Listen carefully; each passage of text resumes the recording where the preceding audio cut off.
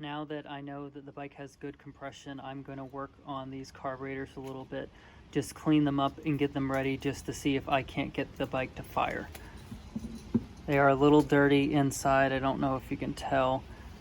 They need some just general cleaning, but for getting the bike to actually run, I think they should be fine. So I am now just going to take this apart and clean it up a little bit just to get it close to working and to check the diaphragm just to make sure everything is there in preparation to try to get the bike to start.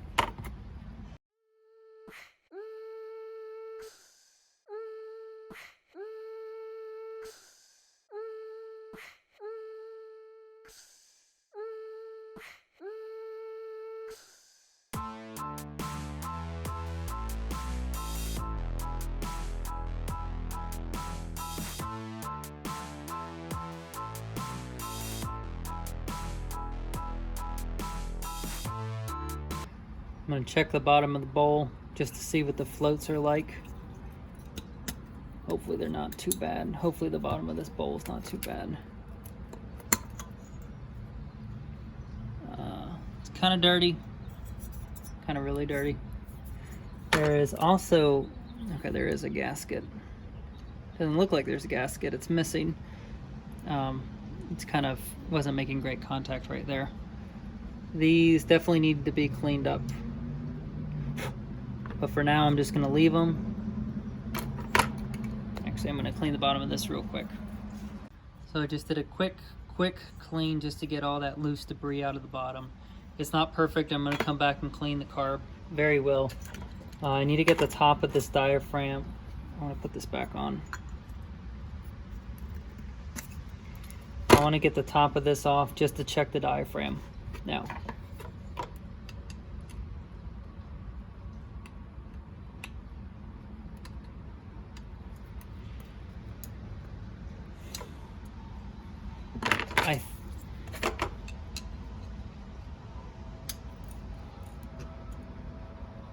I think because of the mixed metals, aluminum and steel, there's a little bit of corrosion in there. So I'm just gonna hit it very lightly with an impact driver just to see if I can't break it loose. I did use some rust penetrant that was in there. I can't get it by hand, so I'm gonna be very gentle with it. So I have it ever so lightly pressed in the bench.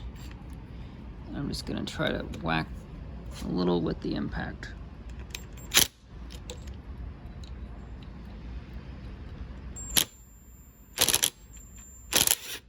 There we go.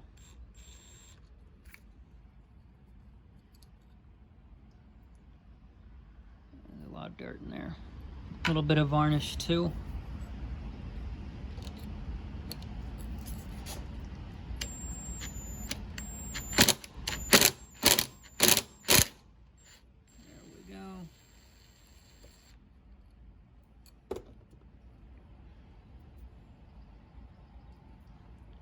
There's just a lot of dirt and buildup over the years in there. So now that the screws are taken out, let's crack this open and see what this diaphragm looks like.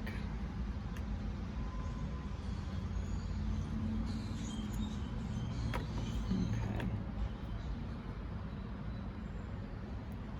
So it's stretching a little.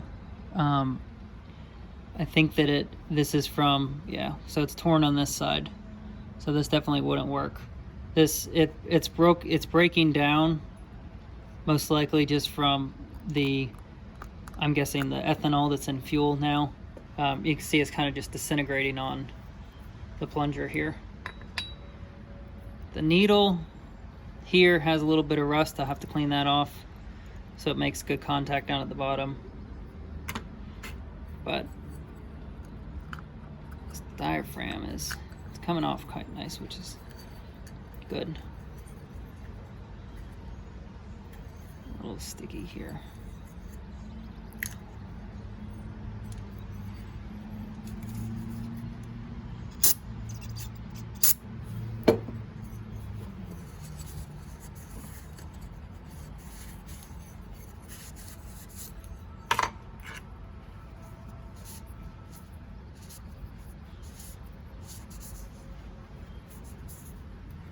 See, it was rubbing inside the carb there a little bit. So got to clean all this out. Looks like it's going to be relatively easy. But we want that new diaphragm to seat properly, make good. I'm going to use something softer than the metal here, just because I don't want to score anything, and this being plastic, I don't want to damage anything. So I'm using this little plastic pry tool, and I'm going to go through and clean all of this out. So one thing that seems to be working pretty well to get this is an old credit card. It's the right size and it's plastic, so it's not going to score anything. So I can just get in that groove and just work the old diaphragm out. Diaphragm is completely gone. The kit that came with the bike did not have, the diaphragm's not the right size, it's too big. It's too loose here, and when you put it on, it hangs way over this little, there's a little key right here that goes into this groove, and then you can just tell it's all way too big. The rest of the carb I'm going to clean up inside.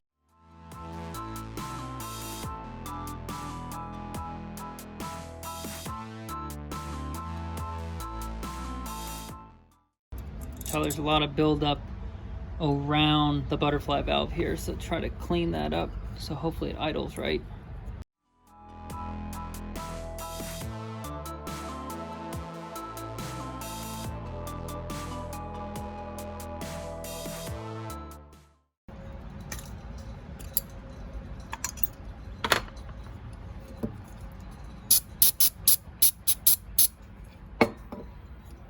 Nylon brush. Just a quick clean, just gonna try to get the bike to idle, nothing major. So it's the next day and the appropriate size diaphragm has come in the mail. So now I'm gonna reassemble the carb just to get it to where I can fill the bowls with a little bit of gas to see if it'll idle, and then check the timing to make sure everything's all right.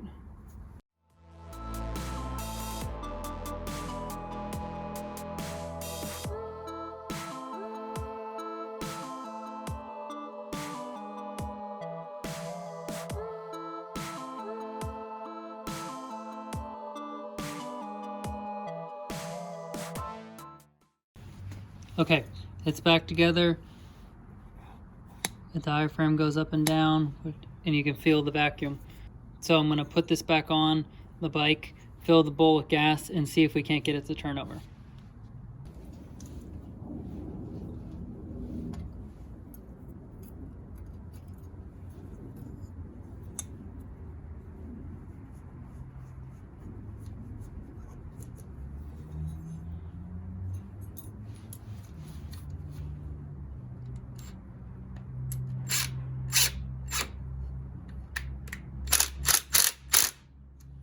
So the float bowls are filled with gas, and I'm going to try to see if it'll start without some starting fluid or some ether. If it doesn't, after a couple turns, I'm just going to give it a shot and kind of see what happens. So let's see if it will start.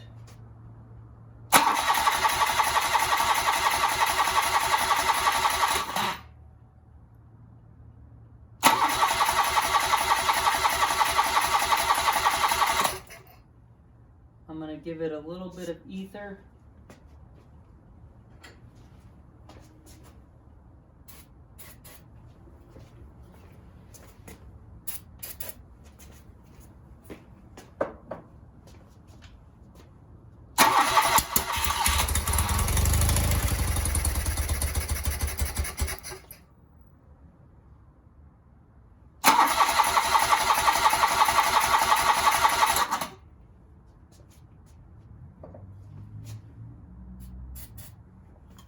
Might need to hook up the chokes. The chokes might help.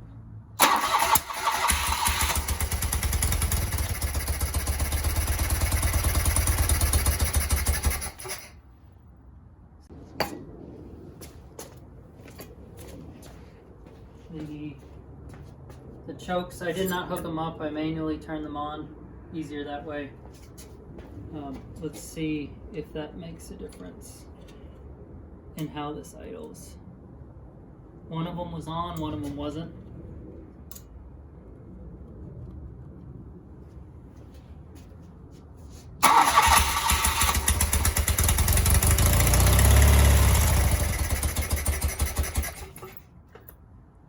So I will spare y'all some time. I was able to adjust the carbs a little bit with the idle screws on each side and then also the chokes, and then I was able to get it to idle.